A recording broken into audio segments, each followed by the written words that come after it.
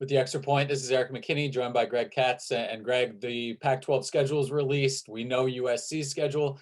Give me your pick, just kind of looking at it now, again, months out, the trap game that jumps out at you as the potential pitfall for USC looking at that schedule. Well, when I saw that schedule, I went to my kitchen 3 times.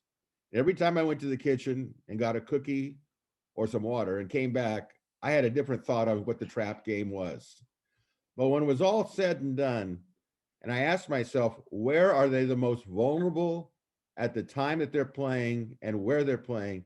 My conclusion was playing at Cal on November 13th because it's sandwiched between a huge Pac-12 South game the week before at Arizona State, and we don't know what the outcome is going to be. USC's had 2 really tough games with Arizona State, in their last couple of meetings. And then there's the UCLA crosstown rivalry the following week.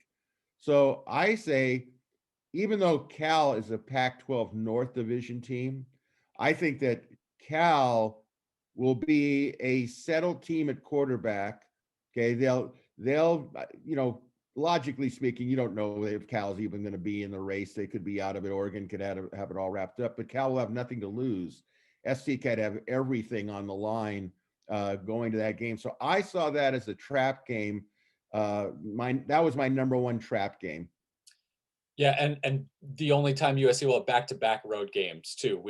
2 weeks in a row going up there to Cal. I think that's good. I'm gonna go all the way almost to the top of the schedule, and I'm looking early, and it's been kind of not so much recent history, but over the last 10, 20 years, you look at that first conference road game, and it has been a typical struggle for USC. And this year, it's at Washington State. You're going to Washington State right after you get Stanford at home to kick off the Pac-12 schedule.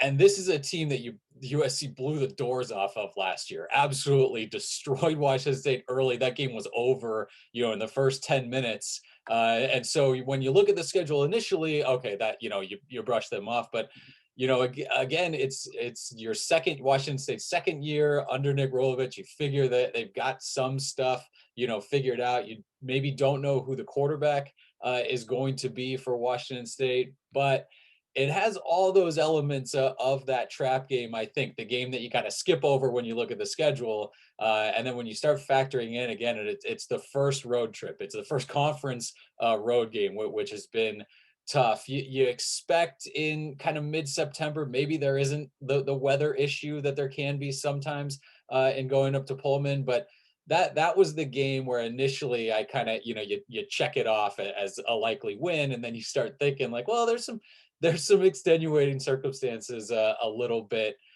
with that game. So again, that's my pick, especially because when you go down the rest of the season, most of the things are Pac-12 South rivalry games, big things like that you figure you're going to get up for. So I think if there's an early season potential trip up, that game's got my attention.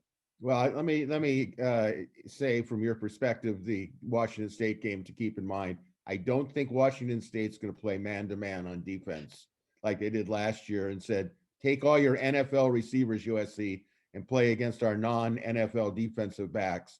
I don't think you're going to see that. I don't think you're going to see snow. So that's not going to be a factor, which can be a big factor at Washington State sometimes. And there is the element that we really haven't touched upon is the idea, are there going to be fans in the stands? I was watching some exhibition games and how much players were saying in baseball. We're only a week or so into spring training, and they say how much different they've had to adjust the fans in the stands. They love it, but that's just a distraction that USC and all teams in the Pac-12 didn't have to deal with.